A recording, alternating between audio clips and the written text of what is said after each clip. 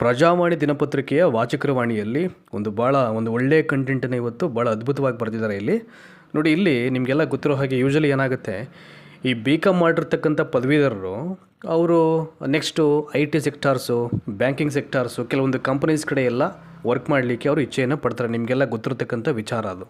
ಆದರೆ ಈ BCom ಮಾಡಿರ್ತಕ್ಕಂಥ ಪದವೀಧರರಿಗೆ ಸರ್ಕಾರ ಏನು ಮಾಡುತ್ತೆ, 2015ರಲ್ಲಿ ಮೊದಲನೇ ಬಾರಿಗೆ BCom ಮಾಡಿರ್ತಕ್ಕಂಥ ಡಿಗ್ರಿ ಹೋಲ್ಡರ್ಸ್ ಕೂಡ B.Edನ್ನು ಮಾಡ್ಕೊಳ್ಳಿಕ್ಕೆ ಅವಕಾಶವನ್ನು ಮಾಡಿ ಒಂದು ಆದೇಶವನ್ನು ಪಾಸ್ ಮಾಡುತ್ತೆ, ಅವ್ರಿಗೂ ಒಂದು ಅವಕಾಶವನ್ನು ಮಾಡಲಿಕ್ಕೆ ಸಂಬಂಧಪಟ್ಟ ಹಾಗೆ. ಆದರೆ ಆರಂಭದಲ್ಲಿ BCom ಅವ್ರಿಗೆ B.Edನ್ನು ಮಾಡಲಿಕ್ಕೆ ಅವಕಾಶ ಮಾಡ್ತು, ಆದರೆ TET ಎಕ್ಸಾಮ್ ಬರೆಯೋಕ್ಕೆ ಅವಕಾಶವನ್ನು ಮಾಡಲಿಲ್ಲ.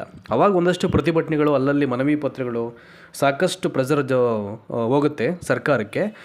ಆ ಸಂದರ್ಭದಲ್ಲಿ ಹಲವು ಹೋರಾಟಗಳ ಫಲವಾಗಿ ಏನಾಗುತ್ತೆ, 2020ರಲ್ಲಿ BCom ಮಾಡಿ ಯಾರೆಲ್ಲ B.Ed ಮಾಡ್ಕೊಂಡಿದ್ದಾರೋ ಅವ್ರಿಗೆ 2020ರಲ್ಲಿ TET ಎಕ್ಸಾಮನ್ನು ಬರಲಿಕ್ಕೆ ಅವಕಾಶವನ್ನು ಮಾಡಿಕೊಳ್ಳಲಾಗುತ್ತೆ. ಅದಾದಮೇಲೆ ಏನಾಗುತ್ತೆ, ಎಲ್ಲೋ ಒಂದು ಕಡೆ ಸರ್ಕಾರ ಏನಾದರೂ ಕೆಲವೊಂದು ಸ್ಕೀಮ್ಸನ್ನು ಮಾಡುತ್ತೆ, ಏನಾದರೂ ಆದೇಶವನ್ನು ಮಾಡುತ್ತೆ ಅಂತಂದಾಗ ಸರಿಯಾದ ರೀತಿಯಲ್ಲಿ ಅದರ ಸಾಧಕ ಬಾಧಕ ಎಲ್ಲವನ್ನು ನೋಡಿಕೊಂಡು ಚರ್ಚೆ ಮಾಡಿ ಅದಾದ ನಂತರದಲ್ಲಿ ಏನಾದರೂ ಮಾಡಬೇಕು. ಇಲ್ಲ ಮಾಡಬಾರ್ದು, ಬಿಡ್ಬಿಡ್ಬೇಕು. ಅದನ್ನು ಮಾಡಿದ್ರೆ ಯಾವುದೇ ಇಶ್ಯೂ ಕ್ರಿಯೇಟ್ ಆಗದೇ ರೀತಿಯಲ್ಲಿ ಮಾಡಬೇಕು, ಇಲ್ಲ ಅಂದರೆ ಮಾಡಬಾರ್ದು. ಅದನ್ನು ಸುಮ್ಮನೆ ತೊಂದರೆ ಕೊಡಬಾರ್ದು, ಆಯಿತಾ.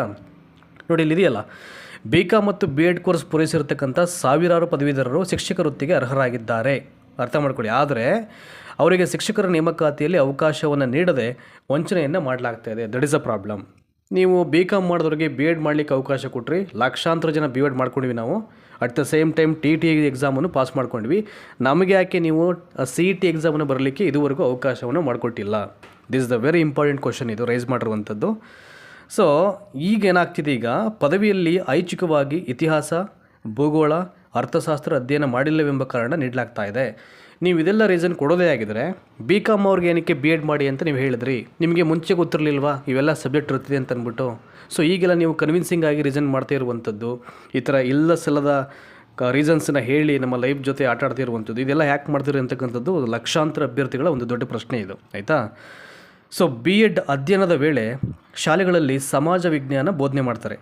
ಈ ವಿಷಯ ಓದಿಯೇ TET ಉತ್ತೀರ್ಣರಾಗಿದ್ದಾರೆ. ಹಾಗಾಗಿ ವೃಂದ ಮತ್ತು ನೇಮಕಾತಿ ನಿಯಮಗಳಿಗೆ ತಿದ್ದುಪಡಿ ತಂದು ಶಿಕ್ಷಕರು ಮತ್ತು ಹಾಸ್ಟೆಲ್ ವಾರ್ಡನ್ಗಳ ನೇಮಕಾತಿಯಲ್ಲಿ BCom ಪದವೀಧರರಿಗೆ ಅವಕಾಶವನ್ನು ಕಲ್ಪಿಸಬೇಕಿದೆ ಅಂತ ಹೇಳ್ತಾ ಇದ್ದಾರೆ. At the same time C&L ರೂಲಲ್ಲಿ ತಿದ್ದುಪಡಿ ತಂದು ಇಮಿಡಿಯೇಟು ಈ BCom ಮಾಡೋರಿಗೆ B.Ed ಮಾಡ್ಕೊಳ್ಳಿಕ್ಕೆ ಏನು ಅವಕಾಶವನ್ನು ಮಾಡಿದ್ದಾರೆ, ಈಗ ಅವ್ರಿಗೆ CET ಬರಲಿಕ್ಕೆ ಅವಕಾಶ ಮಾಡ್ಕೋಬೇಕು. ಇಲ್ಲ ಅಂತಂದರೆ ಇದು ಮಾಡಲೇ ಬರ್ದಿತ್ತು, ಅವರು B.Ed ಮಾಡ್ಕೊಳ್ಳಿ ಅಂತಕ್ಕಂಥ ಒಂದು ರೂಲನ್ನೇ ಮಾಡಬಾರ್ದಾಗಿತ್ತು ಅವರಿಗೆ. ಈಗ ಆಲ್ರೆಡಿ PSTR ಡ್ರಾಫ್ಟ್ ರೂಲ್ ಬಂದಾಗ್ಬಿಟ್ಟಿದೆ, HSTR ಬಂತು, ಈಗ ಮೊನ್ನೆ ಗಣಕ ವಿಜ್ಞಾನ ಶಿಕ್ಷಕರ C&L ಕೂಡ ಬಂದಾಗ್ಬಿಟ್ಟಿದೆ. ಇನ್ನೇನು ತಿದ್ದುಪಡಿ ಮಾಡ್ತಾರೆ ಇವರು? ಈಗ ಮಾಡಿರ್ತಕ್ಕಂಥ ಎಲ್ಲ C&L ರೂಲ್ ಏನು ಮಾಡಿದ್ರೆ ಹೊಸದಾಗಿ ಅದೆಲ್ಲದಕ್ಕೂ ಅಫಿಷಿಯಲ್ ನೋಟಿಫಿಕೇಷನ್ ಮಾಡಬೇಕು. That is a very important. ಅದು ಇದು ನಿನ್ನೆ ಇವತ್ತಿನ ಕಥೆಯಲ್ಲ, ಇದು ಸಾಕಷ್ಟು ವರ್ಷಗಳಿಂದ ಇದಾಗ್ದೇ ಇದು ಹಿಂಗೆ ಅದು ಡಿಲೇ ಆಗ್ತಾ ಬರ್ತಾ ಇದೆ. ಆ ಹಿನ್ನೆಲೆಯಲ್ಲಿ ಮೊದಲು ಏನು ನೋಟಿಫಿಕೇಷನ್ ಆಗಬೇಕು, ಎಲ್ಲರೂ ಏನು ಯೋಚನೆ ಮಾಡಿದ್ರು, ಫಸ್ಟು C&R ಬರಬೇಕು. ಆಫ್ಟರ್ C&R ಅಫಿಷಿಯಲ್ ನೋಟಿಫಿಕೇಷನ್ ಆಗಬೇಕು ಅಂತ. ಈಗ C&R ಬಂದಾಗ್ಬಿಡ್ತೀಯಲ್ಲ ನೋಡಿ, 100 ದಿನಗಳ ಒಳಗಾಗಿ ಎಲ್ಲ ಪ್ರಕ್ರಿಯೆಯನ್ನು ಮುಗಿಸ್ಬಿಡ್ತೀವಿ, 6 ತಿಂಗಳಲ್ಲಿ ಎಲ್ಲ ನೇಮಕಾತಿ ಪ್ರಕ್ರಿಯೆಯನ್ನು ಪೂರ್ಣದಲ್ಲಿ ನಾವು ಕ್ಲಿಯರ್ ಮಾಡ್ತೀವಿ ಅಂತ ಹೇಳಿದರೆ, 100 ದಿನ ಅಂತ ಹೇಳಿದ್ರೆ ಎಷ್ಟು ದಿನ ಆಯ್ತು ಇವಾಗ? ಇನ್ನೆಷ್ಟು ದಿನ ಉಳ್ಕೊಂಡಿದೆ? ಈಗ ಬರ್ತಾ ಇರೋದೇನು, ಬರೀ C&R ಎಲ್ಲ ಬಿಟ್ಟಾಗೋಯ್ತು. Official notification ಯಾವುದಕ್ಕಾಗಿದೆ? ಈಗ GPTಗೆ ಮಾಡಿದಾರೋ, PSTRಗೆ ಮಾಡಿದಾರೋ, ಅಥವಾ HSTRಗೆ ಮಾಡಿದ್ರು? This is the question. ಇದಕ್ಕೆ ಉತ್ತರ ಬೇಕಲ್ಲ. ಇದಕ್ಕೆ ಯಾವುದೇ ಇಲಾಖೆಗಳಾಗಲಿ, ಕನ್ಸರ್ನ್ ಮಿನಿಸ್ಟರ್ ಆಗಲಿ ಯಾರೂ ಕೂಡ ಉತ್ತರ ಕೊಡಲ್ಲ. ಅವ್ರದ್ದು ಥಾಟ್ಸು ಬೇರೆ ಇರ್ತಿದೆ. ಯಾವಾಗಲೂ ಏನಂದರೆ ಒಂದು ಪ್ಯಾಷನ್ ಇರಬೇಕು, ಬದ್ಧತೆ ಇರಬೇಕು. ಅದಿಲ್ಲ ಅಂತಂದರೆ ಸುಮ್ಮನೆ ಹಿಂಗೆಲ್ಲ ಏನಾದರೂ ಸುತ್ತೋಲೆ ಬಿಡುಗಡೆ ಮಾಡಿ ಈ ಥರ C&R ಕೊಟ್ಬಿಟ್ಟು ಎಲ್ಲರೂ ಬಾಯಿ ಮುಚ್ಚಕ್ಕಂಥ ತಂತ್ರಗಳನ್ನು ಸರ್ಕಾರಗಳು ಮಾಡಬಾರ್ದು. ಇದು ಸಮಸ್ಯೆ ಆಗ್ತಾ ಇರುವಂಥದ್ದು. ನನಗೆ ಇವೆಲ್ಲ ನ್ಯೂಸ್ ಪೇಪರ್ ರೆಫರ್ ಮಾಡಬೇಕಾದ್ರೆ ನನ್ನ ಕಣ್ಣಿಗೆ ಇದೊಂದು ಬೀಳ್ತು. ಇದು ಚೆನ್ನಾಗಿದೆ, ಇದು ಕಂಟೆಂಟ್ ಅವ್ರು ಬರೆದಿರುವಂಥದ್ದು. ಮಾಡಿದ್ರೆ ನೀಟಾಗಿ ಮಾಡಿ ರೂಲ್ಸನ್ನು, ಇಲ್ವಾ ಮಾಡಲಿಕ್ಕೆ ಹೋಗಬಾರ್ದು. ಅಲ್ಲ, ನೀವು BCom ಅವ್ರಿಗೆ B.Ed ಮಾಡಿ ಅಂತ ಅಂದ್ಬಿಟ್ಟು ಆ TET ಎಕ್ಸಾಮ್ ಬರಲಿಕ್ಕೂ ಅವಕಾಶವನ್ನು ಮಾಡಲಿಲ್ಲ. ಆಫ್ಟರ್ ನಾವು ಹೋರಾಟ ಮಾಡಿ 2020ರಲ್ಲಿ TET ಎಕ್ಸಾಮ್ ಬರಲಿಕ್ಕೆ ನೀವು ಅವಕಾಶವನ್ನು ಮಾಡಿಕೊಟ್ರಿ. ಈಗ CET ಯಾಕೆ ಬರೋಂಗಿಲ್ಲ ನೀವು? ಮತ್ತು ನಮ್ಮನ್ನು B.Ed ಯಾಕೆ ಮಾಡಿ ಅಂತ ನೀವು ಅವಕಾಶವನ್ನು ಮಾಡಿಕೊಟ್ರಿ? ಸುಮ್ಮನೆ ಇದ್ದಿದ್ರೆ ಒಳ್ಳೇದಾಗೋದಲ್ವ ಅಂತ ಅಂದ್ಬಿಟ್ಟು ಅವರೆಲ್ಲರ ಪ್ರಶ್ನೆ ಈಗ, ಆಯಿತಾ. ಈಗ ಪ್ರತಿಯೊಬ್ಬರಿಗೂ ಪಾಪ ಈಗ ಬೇರೆ ಬೇರೆ ಕೋರ್ಸ್ ಮಾಡ್ಕೊಂಡಿದ್ರು, ಒಂದು ಕನಸಿರುತ್ತೆ ಅವ್ರಿಗೆ, ನಾವು ಟೀಚರ್ಸ್ ಆಗ್ಬೋದಿತ್ತಲ್ವ ಅಂತ ಅಂದ್ಬಿಟ್ಟು. ಅದು ಯಾರೂ ಏನೂ ಮಾಡೋಕ್ಕಾಗಲ್ಲ.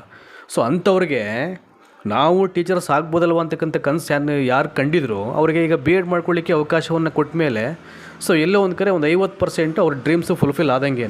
ಇನ್ನು 50% ಏನು, CET ಬರಲಿಕ್ಕೆ ಅವಕಾಶವನ್ನು ಕೊಡ್ತಾಯಿಲ್ಲ. ಅದು ಕೊಡ್ತು ಅಂತಂದರೆ ಅವರು ಒಂದು ಪ್ರಯತ್ನವನ್ನು ಮಾಡಿ ಅವರಿಗೆ ಏನು ಅಂದ್ಕೊಂಡಿದ್ರು ನಾವು ಇದಾಗಬೇಕು ಅಂತ ಅದಾಗಲಿಕ್ಕೆ ಒಂದು ಅವಕಾಶವನ್ನು ಮಾಡಿಕೊಟ್ಟಂಗೆ ಆಗುತ್ತೆ. ಇದು ಇಲ್ಲಿ ಸಮಸ್ಯೆ ಆಗ್ತಿರುವಂಥದ್ದು. ಹೀಗೆಲ್ಲ ಮಾಡೋದು. ಸೊ ನೋಡಬೇಕು, ಸರ್ಕಾರಗಳು ಯಾವಾಗಲೂ ಬರೀ ಕಣ್ಣುರ್ಸಕ್ಕಂಥ ತಂತ್ರಗಳನ್ನೇ ಮಾಡ್ತಾ ಇರ್ತವೆ. ಸೊ ಇಲ್ಲಿ ಯಾವುದೂ ಆ್ಯಕ್ಯುರೇಟ್ ಇನ್ಫಾರ್ಮೇಷನ್ ಇಲ್ಲ, ಏನಿಲ್ಲ, ಖಡಕ್ಕಾಗಿ ಯಾವುದೇ ರೂಲ್ಸು ರೆಗ್ಯುಲೇಷನ್ಸನ್ನು ಫಾಲೋ ಅಪ್ ಮಾಡಲ್ಲ. ಇಲ್ಲಿ ಇದೇ ಸಮಸ್ಯೆ ಇರೋದು. ಹಾಗಾಗಿ ಬರೀ ಈ ಸಮಸ್ಯೆಗಳಿಂದನೇ ತುಂಬಿ ತುಳುಕಾಡ್ತಾ ಇದೆ ಇದು.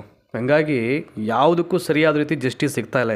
ಇದು ಬಹುದೊಡ್ಡ ಸಮಸ್ಯೆಯಾಗಿ ಕಾಡ್ತಾ ಇರುವಂಥದ್ದು ಈಗ. ಹಾಗಾಗಿ ಇವೆಲ್ಲವನ್ನು ಹೇಳಬೇಕಿತ್ತು. ಸೊ ಹೇಳಿದ್ದೀನಿ, ನೋಡೋಣ ಅಪ್ಕಮಿಂಗ್ ಡೇಸಲ್ಲಿ ಏನಾದರೂ ಚೇಂಜಸ್ ಮಾಡ್ತಾರೋ, ಅವಕಾಶವನ್ನು ಕೊಡ್ತಾರೋ. ಇನ್ನೂ ಅಫಿಷಿಯಲ್ ನೋಟಿಫಿಕೇಷನ್ ಆಗಿಲ್ಲ, ಏನಾದರೂ ಇವ್ರಿಗೆ ಅವಕಾಶ ಮಾಡ್ತಾರೋ ಏನೋ ಕಾದು ನೋಡಬೇಕಾಗಿದೆ. ಅವೆಲ್ಲವೂ ಇನ್ಫಾರ್ಮೇಷನ್ ಬಂತು ಅಂತಂದರೆ ಖಂಡಿತವಾಗ್ಲೂ ಸೊ ನನ್ನ ವಾಹಿನಿ ಕಡೆಯಿಂದ ನಿಮಗೆ ಹೇಳೋ ಒಂದು ಪ್ರಯತ್ನ ಅಂತೂ ಇದ್ದೇ ಇರುತ್ತೆ. So thank you so much for watching this video.